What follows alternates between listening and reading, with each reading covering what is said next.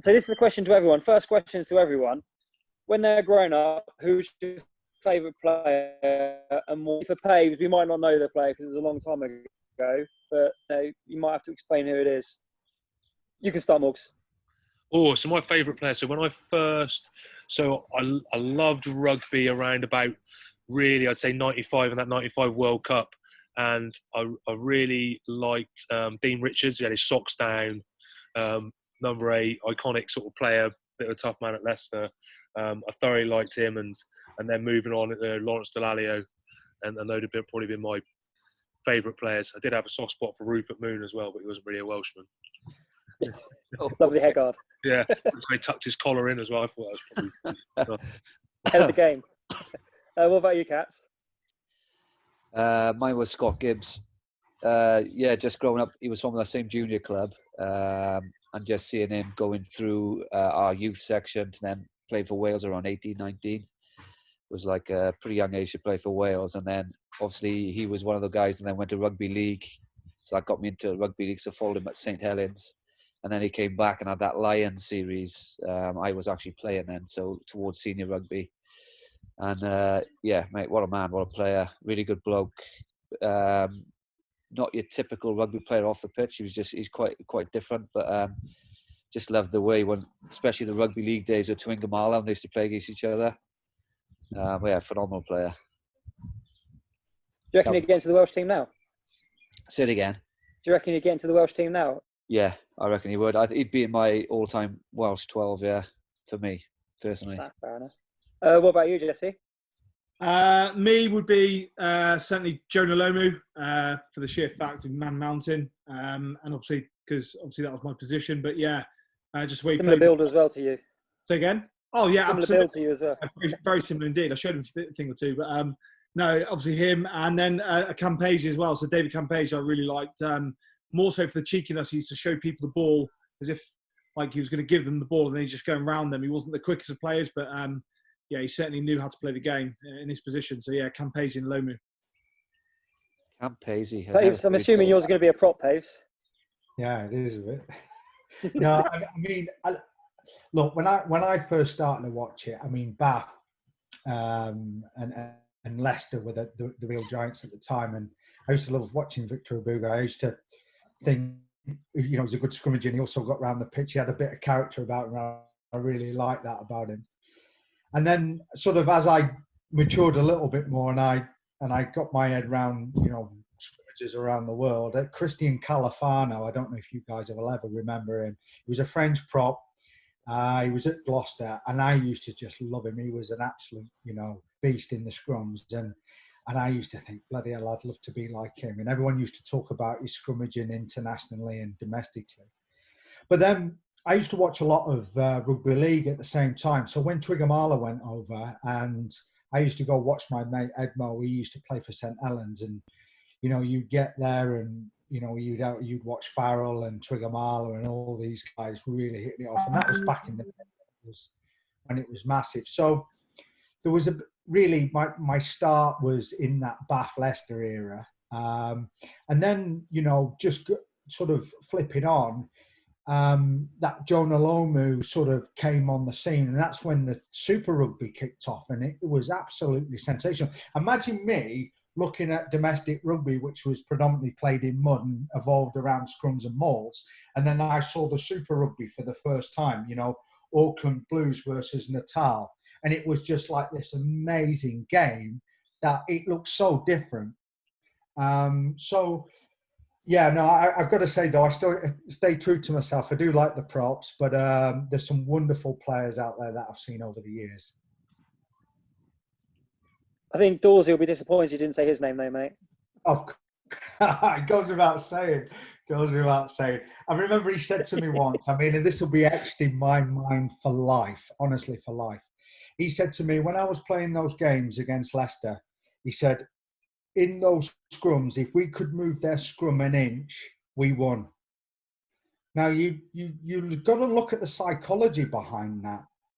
He was a scrummager, and them packs went at each other hard. They weren't interested in what went on around the game. For that, that 20 seconds in that scrum from setting up to engaging for it to ball going out. All they cared about was moving their opponents an inch.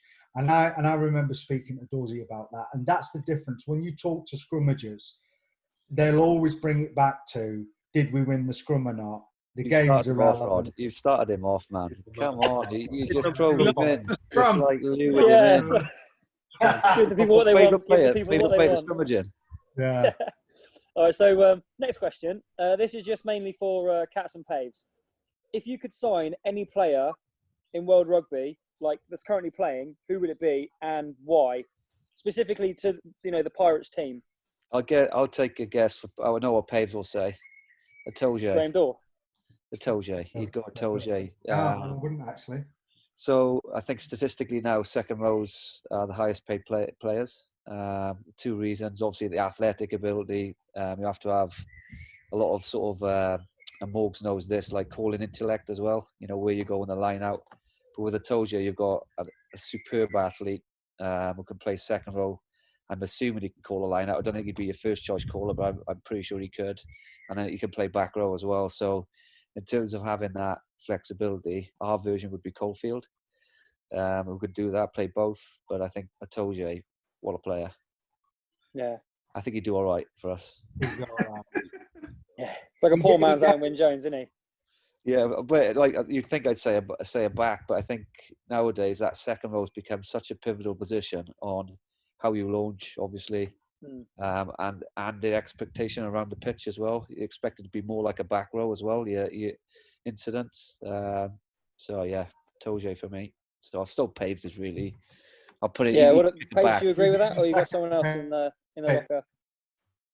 He'd be my second pick. If I was going really pragmatic, so you've got to look at the way our game's played. You've got to look at the surface we're playing. You've got to look at everything from the, from the way the competition's refereed. I just think Owen Farrell's going to be your natural selection. And the reason for that is I just feel his tactical ability to put you in the right places. He's so valuable. Yes, I told you I love him. I think he's the best player in the world, and I talk about him all the time. But I do feel having someone astute like that, or a Ford, in our competition, I just think it's worth so much. So if I was to sign one player, I put my bottom dollar that, we'd come out with someone like Owen. He's taken on that kind of quarterback mantle, hasn't he? Because he's not just he's a leader of the players as well as the game plan, the strategy, and everything like that. So, and he's got a really good mentality for that as well. So I understand kind of both picks there. We'll move on to the next question. This is a very specific question for you, Morgs. I'm going to read this word for word because it's quite specific.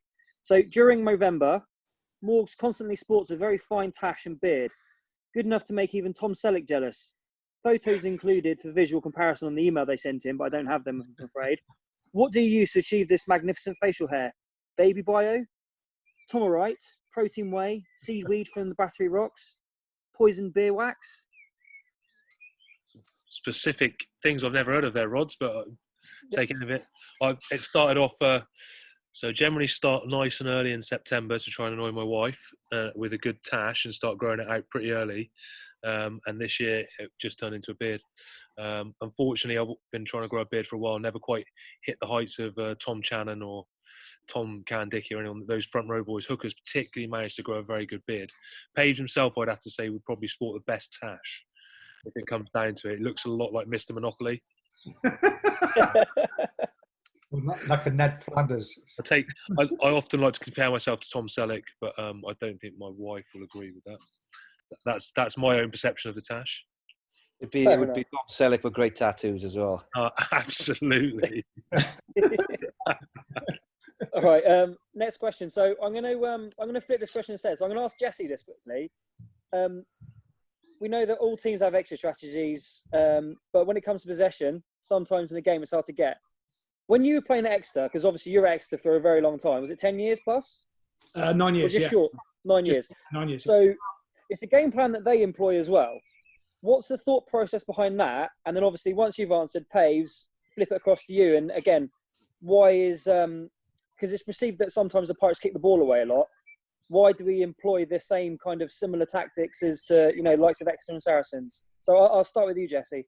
Yeah, so effectively, there's two ways you can go. You can play with possession, or you can effectively play without. And if you remember back in the day, I suppose first couple of years at Exeter, we actually went for more of a running mentality. So not so much, say 5 meters from our own line, but certainly in our own 22, we would back ourselves and sort of have a go and look to exit. And if the run exits on, we'll take the run, and then we obviously had the players then to kind of decide or make the decision on the edge whether we needed to either keep the ball or whether we need to put a nudge down and stress the 15. Obviously, from that, we've grown into more of a almost like a middle third type exit team. So you can see now they're up there with the Saris and Exeter, where it's almost like a trade-off. It's a battle, it's a kick battle, it's attritional. And that's effectively trying to apply as much pressure as possible on each team. A lot of teams, what they'll try and do is they'll find a decision when to go and play. So, for example, if they've stressed the team that much, they're tired, they've got really tight, there's loads of space on the edge, that's when they'll start to move the ball. If a team, for example, in Exeter versus Saracens, and the Saracens are keeping that brick wall up all the time, they'll then try and be attritional in terms of playing the ball in the air. And then you've also got to look at what type of pitch you're playing on as well. So I'm pretty sure Paves will touch more on this as well. But if you can imagine sort of like somewhere like Sandy Park, and a fake AstroTurf up at Saracens, you can play with the ball a lot more in those, even when it's raining, a lot more in those conditions. But obviously with the down at the Pirates and the Monet, as we like to call it, when it's raining there, it's really raining. So I'm sure Paves will take over the reins now. Thank you, Jesse. Okay, so probably just to recap there, what Jesse said is initially when Exeter took off, they were a bit more of a running exit side, and then their game sort of merged into a little bit more pragmatism, and then they opened back up into making decisions. Now, I want to talk specifically why we do what we do. Why kick? I say, why not? And you've got to look statistically. So let's have a look what we're against. Okay, so predominantly this question will come from people who watch our game at home. So I would say to you, look at the stats. Teams hardly score against us at home. Why? Well, I don't think it takes a genius to understand that the pitch conditions aren't as good as others around the league. Okay, the pitch breaks up quite badly. So that means you can't generate the pace on the ball. So that means, let's say you're a sitting target, you get a lot of double shots, you get a lot of tackles where it kills your momentum. So a team, let's say in and around the halfway line, are more likely when they get slowed down to kick that ball back on top of you. Why? Because there is no advantage for their to create momentum to try and either outflank you or try and break you through the middle. So they just kick you the ball back. Now, we understand our pitch. So what we say is, look, do the obvious. So if they leave us the backfield, we'll take the backfield, so we kick. If there's space on the edge, yeah, we can take the space on the edge. But ultimately, we know if we get slowed down, it's very hard to regenerate the pace back in the game. So when you see the games on the Mene, there is this kick battle, even in the middle of the park. And that's because it's so hard to generate the pace on the ball. And that can be shown in, as I say, in the stats. Teams do not score a lot of points against us at home. Yes, we're at home, but also the conditions of the pitch through the full season, it's just harder to play on. When we play away from home, we have more of a balance in our game. The surfaces tend to be better. Sometimes we play on artificial pitches. So the question I would say is, why not kick the ball in the middle of the field if you slow down? But the question always comes back at us, why are you giving away possession? And the simple answer is, it's a better option at that time than running or keeping the ball. Can I just say as well, just on that one, before, sorry, Rod, is we're not kicking the ball away for no reason. There's method behind the madness, and it's usually either, to compete for the ball. So you send a box kick up or an up and under. It's to compete for the ball. If it's too long to compete, then it's looking to obviously make the tackle and then make a decision, slow the ball down, or create pressure for a knock on or jackal. And then when you're kicking in behind, it's tactical kicking. It's moving the 15 to stress him, to bring our chase line up, and then for effectively getting them to, kick the ball out, for example, on their 22. So when we're kicking the ball away, we're trying to do it in a way that we can actually regain possession either straight away or within at least 2 or 3 phases. Yeah, it's a strange question though, because if you take Leeds at home this season, your game plan was similar. It wasn't the best of weather. It was quite windy. It was very soft underfoot, and we did do the Pirates employed that exit strategy. But the question about why we're kicking the ball away was never raised, because we ended up winning by 40, 50 points. Yeah. So it's just that kind of, they want to see the ball in hand and they want to see entertaining rugby as a spectacle, don't they? Watch sevens. Huh? Yeah. Watch sevens. Thing is, you say that, but even sevens is changing as a spectacle these days. Because rugby teams go down the route of being more pragmatic and statistical now. So in sevens, if you watch a game of sevens now, it's not just a bunch of steppy people running backwards and then throwing the ball over the head. It's very tactical. You go from side to side to side. You retain possession until you basically tire the other team out. It's not always the most entertaining thing to watch, but it will never get questioned if the results go the right way. South Africa are probably one of the most boring sevens teams to watch. They just have very fast and very strong players. Fiji, obviously the exception to the rule, but when it goes right, it doesn't get questioned. So obviously it is a successful kind of game plan because it's been adopted by the most successful teams in the Premiership prior to Saracens cheating. But we'll move on to the next question. This is kind of to all of you guys. If you're behind by 1 score in a game, it's the closing minutes. What player would you look to create something out of nothing that could really make a difference and win the game from the jaws, from the grasp of defeat, whatever the saying is? Frosty, a good shout. He's probably my favourite player at the moment. Yeah, what about you, Jess? Yeah, go Jesse. I'll go exceptions. I'll go Moyler. Good choice.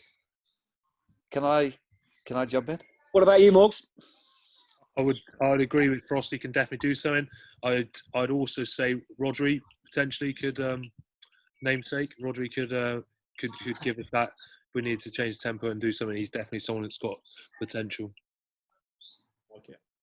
Cats? Aye. Also, over Cats, I would go with Alex Amira myself. Yeah, got that potential to kind of, you can give him the ball with 3 players around him on his own try line, and he could make a decent amount of yardage and probably end up scoring one of the tries of the season. Do you know what I think the biggest difference with Al this season? I mean, Rog, you step in because you can look at it with neutral eyes, but I just think Al physically is now able to break tackles, whereas before obviously his pace was his thing, but I think as he matured and he put that little bit of extra sort of muscle bulk on, he became more elusive around that first sort of tackle. I know you were extremely elusive and deceptively, extremely strong and powerful. But I think it wasn't part of his natural game when he first got here. It's fair enough. But I do feel now with Alex Amira, his game's kicked on because physically he's been able to break that first tackle. I think the biggest, you talk about maturity with him as well. When he came, he was that kind of game-breaking, elusive, fast player. But he's also added a massive amount of maturity to his game. So he actually still fits into the game plan now. So we talk about, he chases his box kicks hard now. He makes all his tackles. He hits rucks. So all the basics a rugby player still has to have. So he's not just a game breaker now. He's kind of a pragmatic, well-placed rugby player that is a game breaker as well. Just like Frosty.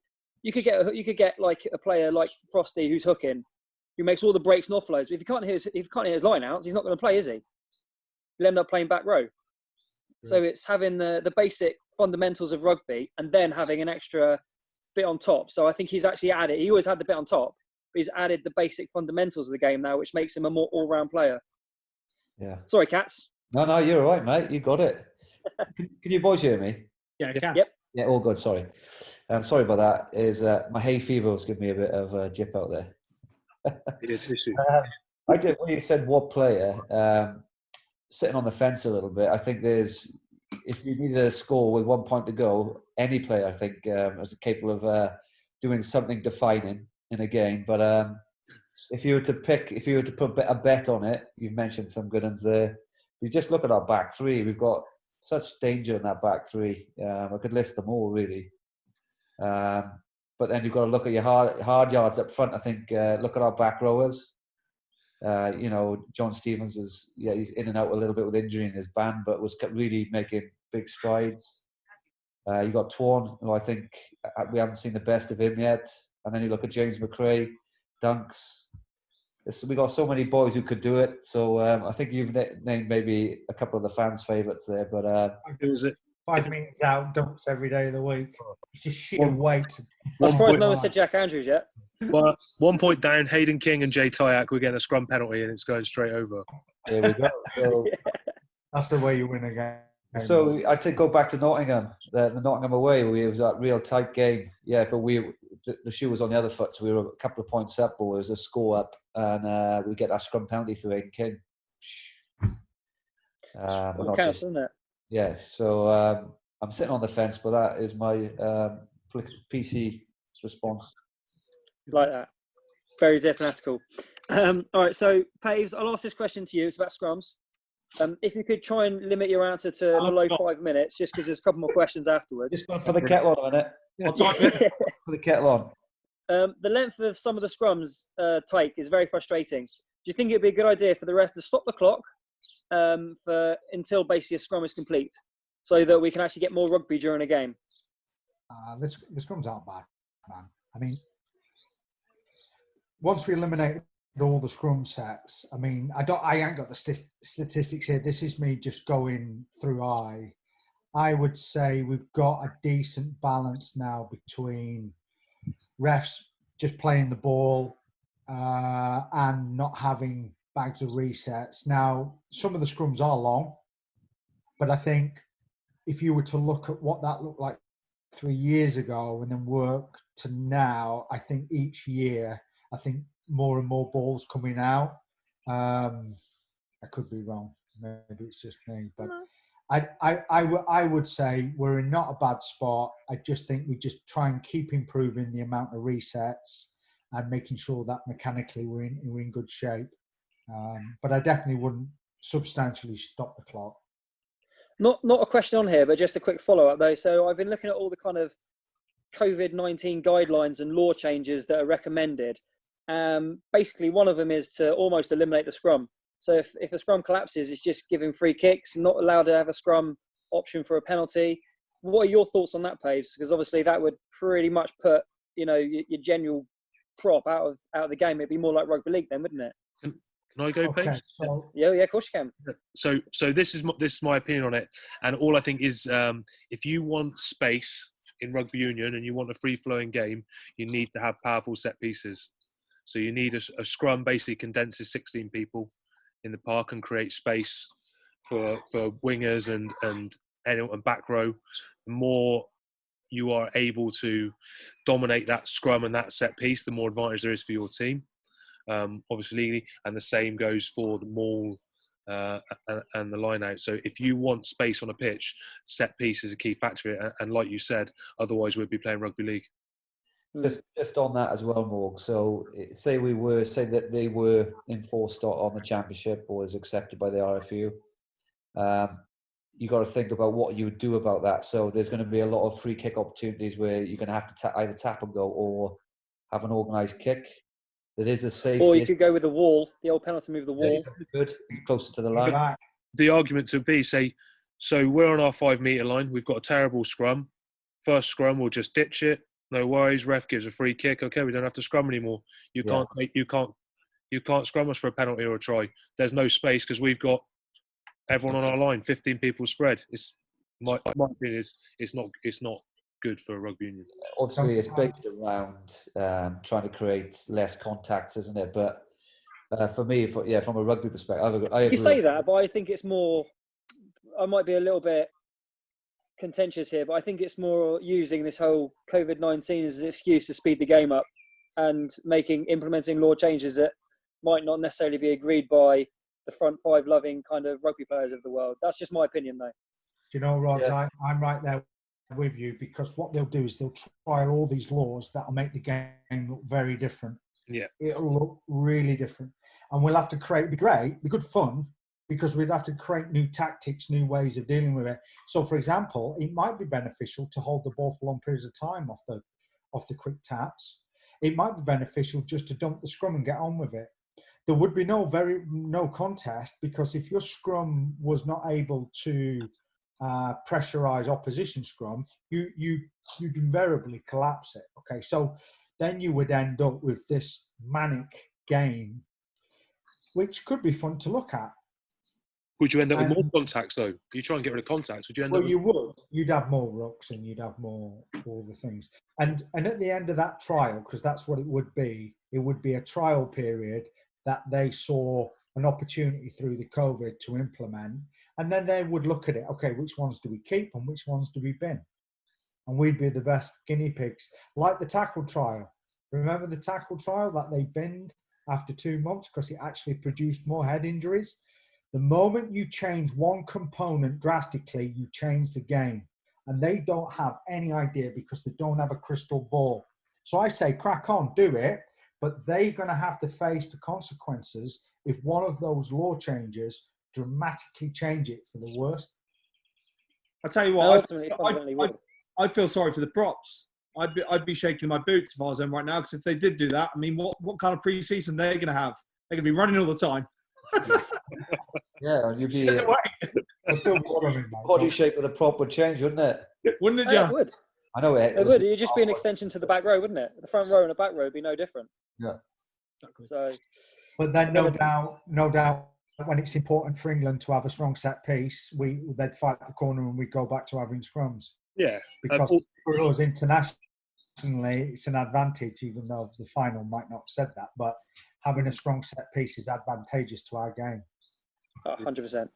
All the best teams in the world have got a strong set piece, and that's again, we talk about fundamentals of rugby. That is one of the most fun, and that's one thing I underappreciated as a player. I was like, Jesse, we're just chilling out on the wing, waiting for people to give us passes so we can walk it in and take the glory. But you don't get that space unless the forwards do their job, or you won't get that if your pack's going backwards. You're not going to get that space. You've got to make it yourself, and it just makes everything harder. So, yeah, I personally hope they don't mess around with rules too much, because the game's changed a lot since I finished playing professionally, and that was only like 7 years ago. So, yeah. But anywho, next question. So this is to anyone. Have there been any contracts for existing players or new signings that had to be shelved because of the pandemic? So what kind of financial impact on signing new players and squad sizes did this kind of pandemic have on the Cornish Pirates? Can I jump in on this? Absolutely. So yeah, of course, there was some guys that we were unable to preserve their contracts, and we would have liked to have kept hold of them, especially some of the younger guys progressing on. But what I will say is there was a tremendous amount of work done behind the scenes. And then for Dickie to actually stand by the team and actually allow us to sign and retain the vast majority of our squad was absolutely phenomenal. And even the players had their part to play with the reductions. And I just think, from what looked like a dire situation, we came out of it in a very, very strong position. And that's because whatever Dickie Evans has done in the past, he's built his business well. He's robust. He's seen challenges like this before. We've got people behind the scenes like Becky, who understand that the survival of the contracts and the club going forward is important. So I think, yes, there were a couple of guys out there that we would have loved to have kept, but I think overall it was an amazing success for the club. I'll second that as well, because I agree with that. Yeah, you just have to look around the competition. There's a lot of clubs going from full-time to part-time, a big turnover of contracts. I think to keep the calibre of squad we've done in, let's face it, this has got to be the worst situation rugby's been in financially across the board. And our owner wakes up on one of the darkest days and still does that for the love of the club and the loyalty towards us. I think it can only make us stronger as well as an organisation as well moving forward. No, I agree. So next question, obviously Chris Sterling's left, taking a sabbatical. I can't remember the exact press release, but do you guys still, obviously you still guys are in contact with him? What kind of things do you talk about? And with the new kind of dynamic in the coaching stuff, what, just for the guys out there, what is the kind of roles and responsibilities of you guys now? So who does what, and that kind of thing, so the people understand where the accountability lies, you could say, but also where the ideas come from. Well, it goes back to how it did work. First answer is, yeah, we do keep in touch with Chris. What do we discuss at the minute? Well, there's not a lot to discuss around rugby, apart from what's next pre-season. Obviously, he's left us with a good infrastructure. He freed myself and Paige to focus more on the coaching, but in the meantime, we've got like meeting structures that we'll take forward into next year. So I think straight away we've got a stronger infrastructure than we did have before he came in. With Matt Evans coming on board, obviously that frees up a lot of the stuff me and Paige used to do before Chris's inclusion. So I think, obviously we've lost a good man there, albeit being a sabbatical, but Mevs can pick up some of the stuff we used to do. We've got obviously Jesse and Morgs now way further down the line in terms of the coaching side of things. So it'll just mean that me and Paige have to dip in and out, and there'll be a bit more responsibility in those guys delivering in the week at some points. But again, me and Paige got the same role basically, but the big difference being we've got a bigger support network around us than beforehand. Yeah, definitely. I second that. And I think the infrastructure and the coaching team and the staff, so from physios to S&C, honestly, we've really got something great there. We're able to support the players in a really meaningful way and squeeze them and get the best out of them. Me and Gav just resume business as normal until Chris returns. We know how to run budgets. We know how to run squads. We know how to be creative at certain times. We've done it before. We've had great experience at it. I think now though we've got left better infrastructure. Not to say that Jan before was mixing different roles and he acted as our team manager, but now full-time team manager with Mevs on board, and with Becky interacting with us closely, keeping an eye on making sure the financials are working well and the dialogue's working well between us.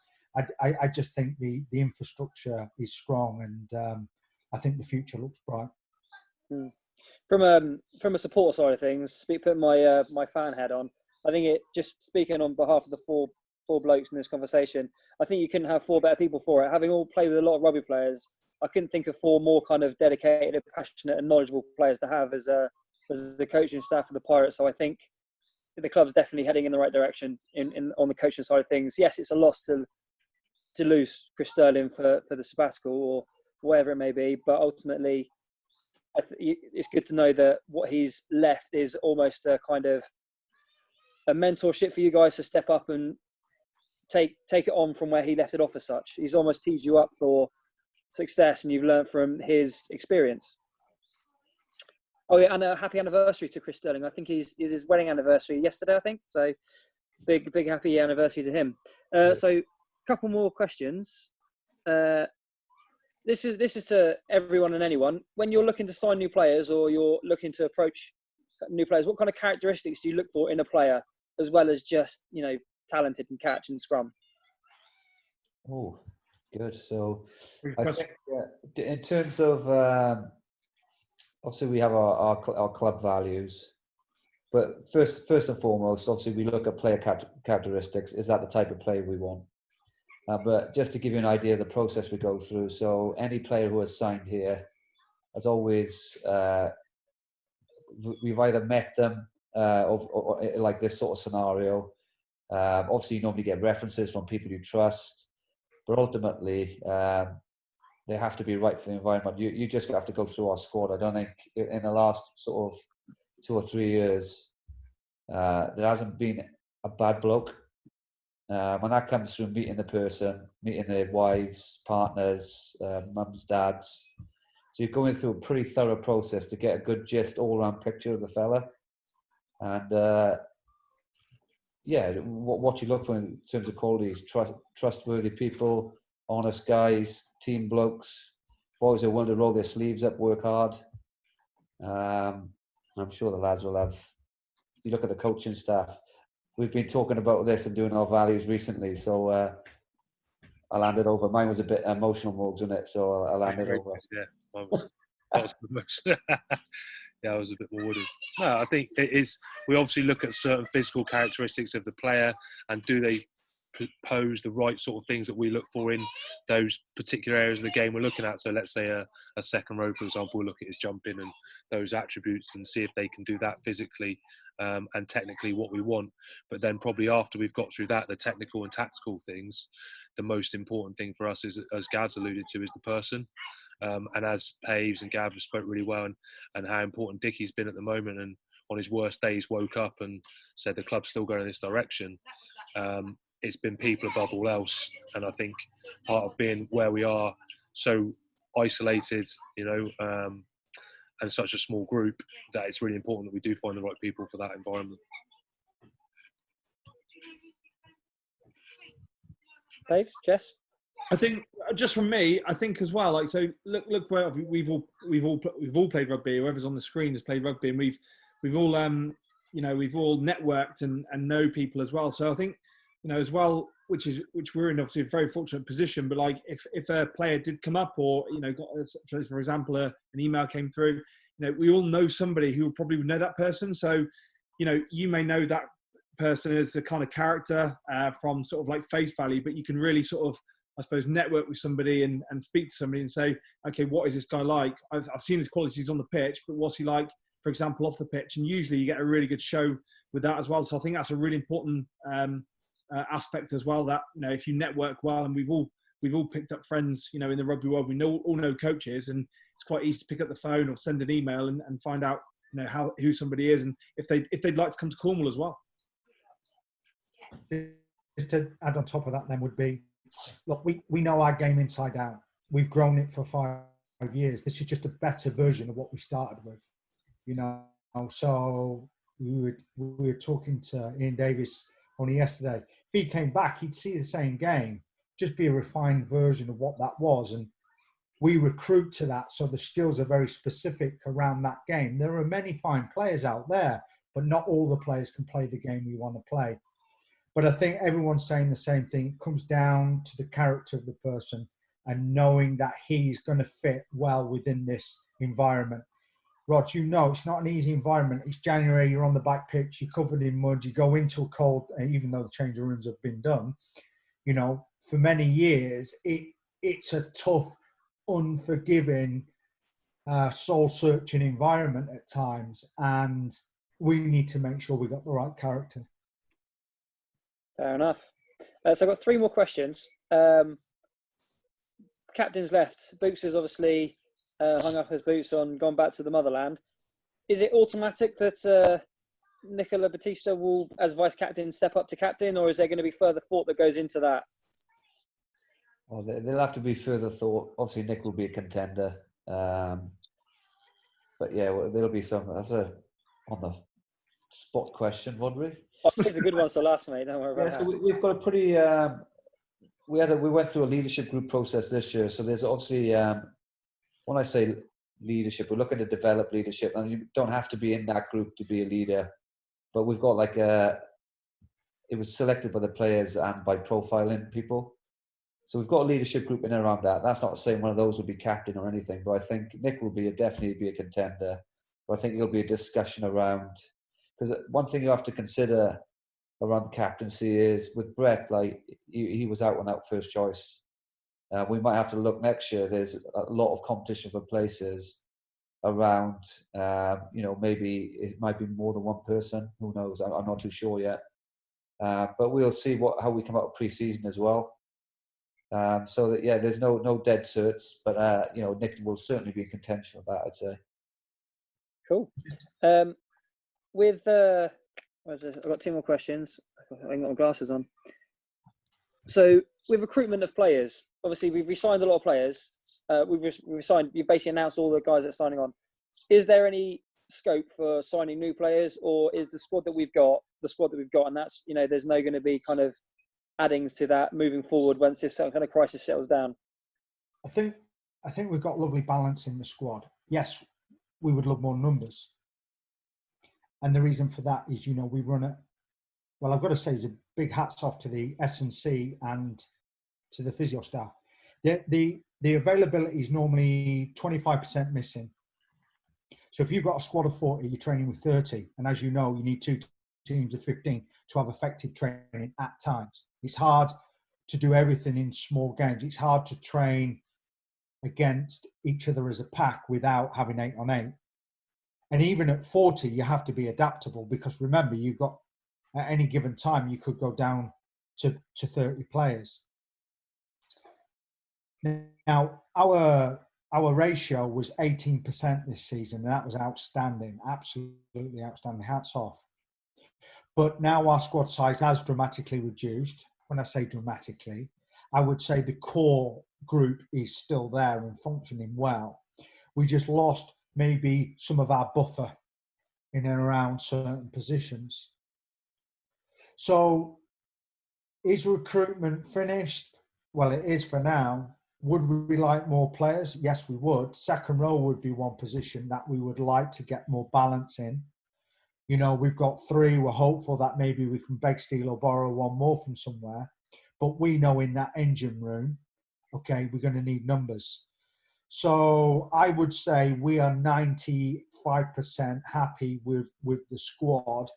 I think at some point we'll be looking at, you know, see where we can pull in players from to fill certain holes.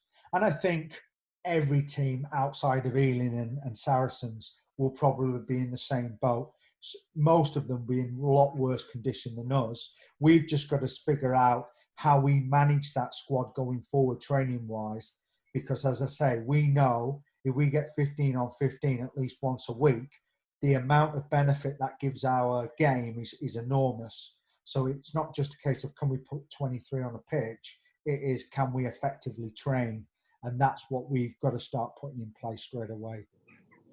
Obviously, you've got Morgs and Jesse that are still young enough to whack their boots in anyway. So, you know, bit of depth in the coaching team, and Cats as well. Mate, we could make a comeback. Make one decent body between us. We'll be out there. Not sure. Like a big like that coming back. I'd be without Robbie though, boys. We're playing under the new rules. I'll come back in these new rules easy. Yeah, one scrum. Done. League. All right, so final question. We've talked about Dickie a couple of times. He's come up in conversations when we're talking about the financial side and the club setup. Has any of you spoken to him lately? He's had a couple of interviews, and there's just obviously some fans that just want to make sure he's doing all right. How's he doing, and what kind of spirits is he in? He's an absolute Trojan, mate. He is. I've got to say, and I don't. He's got an issue at the moment, which I asked him about. He's got like a bad leg. I won't go into what it is, and he brushed it off like it was nothing. He's rock solid, mate. He just keeps trucking. Every time I speak to him, he's positive, he's supportive, he's looking forward to the future. He's creative around what he thinks we can do. He has genuine care for the team. He's in great spirits. He sends across some great pictures of him in his hotel, just him having a beer, you know, or he's out on his boat. I've got to say he's an impressive individual, and I just hope people would take the time to get to know him. Yeah, agreed. I'm going to second that. He's been throughout this. Obviously, it's been worrying times across not just rugby, but just to have an owner and a boss. Obviously, myself and Pave speak to him on a regular basis. To have the outlook he's got. Not only puts us at rest, but I think you could just see what he's done we've touched on the squad, and getting up on your darkest day and still doing that just goes to show what kind of commitment the man's, and his resilience. We talk about our own values. The resilience he shows is bloody commendable. Me and Katz were talking, and I said we were talking about how when a team's successful, why would a team be successful? And I said it comes down to this one factor. I said you own a team, and you wake up and you've got the worst 2-day hangover you've ever had in your life. Your missus is hating you and she's chucking you out. Your boat's just sank, and you ain't got a bloody bit of clothing or penny in you to put on or to spend, and you're thinking, oh my God, how am I going to get through this next day? But yeah, he still goes, we're doing it. It's still happening. So on your worst day, can you wake up and still point to the North Star and say, guys, we're all going in that direction on your worst day? Well, it happened. We had all that money cut from the RFU. Coronavirus hit, and we were in hell of a mess. And on his worst day, he woke up, pointed to the North Star and went, we are still going in that direction. And I said to the players, and Gav agreed, that's the man you work for. People don't realise it's not just rugby for him as well. No, There's that's so many other things on his plates that have been affected by this coronavirus as well. So, you talk about all that kind of stuff. That's the like you said, the best person to have steering your ship, isn't it? But guys, we've all got kids to put to bed, so I'm gonna leave you guys in peace. I've just got some evils from the missus. I've been out here too long, so I'll guys, thank you for your time. Hopefully, some people watch this and they get a good insight into a bit of recruitment tactics, beard conditioning, and stuff like that. So thanks very much, and good luck with pre-season, and hopefully we can get the boys in safely sooner rather than later. Well, I just want to say thanks to you as well, mate. I think make a good pundit. Shocked me, to be honest. Shocked me. I thought. Voice, pal. You've done a cracking job this year, and really good. Well done, mate. Well done, mate. Spot on. Well No done, worries, Rob. guys. We'll take care. Have a good evening. Speak to you guys soon. Take care. Yeah. Bye bye.